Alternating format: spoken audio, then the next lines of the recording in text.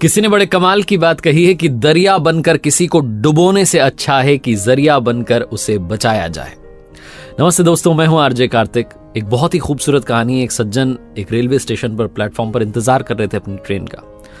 उनकी ट्रेन उस दिन देरी से चल रही थी। एक लड़का आया बूट पॉलिश करने के लिए, उन्हें बोलने लगा, उन्होंने मना कर दिया। 15-20 मिनट के बाद में फिर से आ गया। ये थोड़े चिढ़े, लेकिन फिर उन्होंने उसकी हालत देखी, कमजोर सा था, ऐसा लग रहा था बड़ा बीमार सा है। तो इन्हें दया आ गई। उन्होंने कहा ठीक है भाई, बूट पॉलिश कर दो। और जो पॉलिश करने लगा तो उन्होंने कहा चमकाना अच्छे से, ऐसे नहीं कि काम करके निकल लिए। मैंने बहुत देखे हैं पैसे लेके निकल जाते हैं, काम नहीं करते हैं। बहुत कुछ उसे कहने लगे। वो बेचारा पॉलिश करने लगा धीरे धीरे। कमजोर था, बीमार सा था, पॉलिश तो उससे हो नहीं पा रही थी। इन्हें गुस्सा आ रहा था कि फालतू पैसे वेस्ट हो गए, मुझे करवानी नहीं चाहिए थी।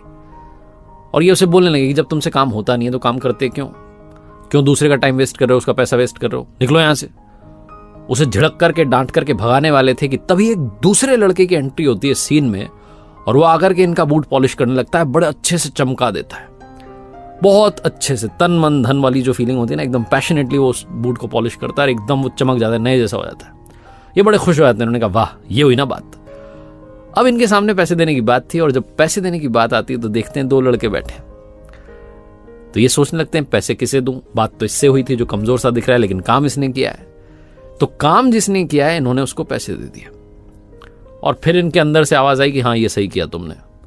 लेकिन जिसे इन्होंने पैसे दिए, जिसने काम किया, उस लड़के ने वो पैसे अपने दोस्त को दे दिए जो कमजोर सा था, बीमार था। उसकी पीठ थपथपाई, उससे कहा जाओ किसी और को ढूंढो।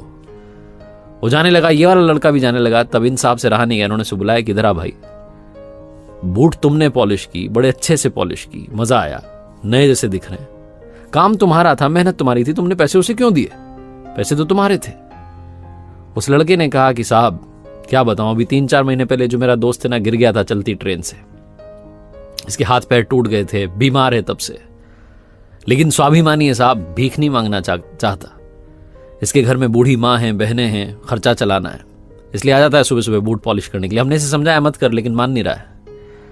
हमारा बूट पॉलिश करने वालों का एक ग्रुप है सर, और उसमें जो एक अंकल हैं, बूढ़े चाचा हैं, वो हमें समझाते हैं, सिखाते हैं अच्छी अच्छी बातें। वो अच्छी अच्छी बातें सुन के आते हैं, हमें सुनाते हैं, कहते हैं कि सुनो, हम सबको मिलकर के इस कमजोर वाले लड़के का ख्याल रखना है। ये बीमार हो गया है, इसकी मदद करनी है। जहां कहीं देखो ये पॉलिश कर रहा है, तुम भी पहुंच जाओ और इसकी जगह पर तुम पॉलिश कर दो, पैसे इसको दे दो। ये शिक्षा उन्होंने हमें दी है, और तब से हम सब यही कर रहे हैं। जहां कहीं ये दिख जाता है, कोई ना कोई आसपास होता है, वो तुरंत आ जाता है और इसका काम कर देता है, उसको पैसे दे देता है।